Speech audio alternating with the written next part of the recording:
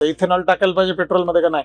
Sir एक permissible limit पर्यंत आपण जसं की भारताची इथेनॉल पॉलिसी आहे, तर त्यानुसार आपण E20/2030 आपली पॉलिसी आहे, त्याद्वारे आपण पेट्रोलमध्ये इथेनॉल ब्लेंड करत आहोत. किती टक्के ब्लेंड करू? सर 20% आपलं टार्गेट आहे 30 पर्यंत.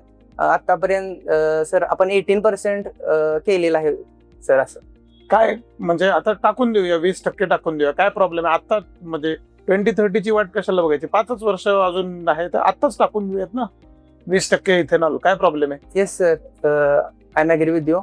लगेच टाकू शकतो, परंतु सर आपल्याला जे आपले इंजिन्स आहेत BS6 ते आपण एक 20 इथेनॉलचं आपण 20% त्याचं ब्लेंड केलं, तोपर्यंत ते चांगलं इफेक्टिव्हली काम करतात असं.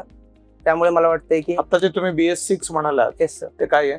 BS6 हे इंजिनच्या नॉर्म्स आहेत, ज्यामध्ये आपल्याला पोल्युशन आपल्याला कमी करण्यासाठी नॉर्म्स आहेत. BS6च्या आधी कोणते होते मग?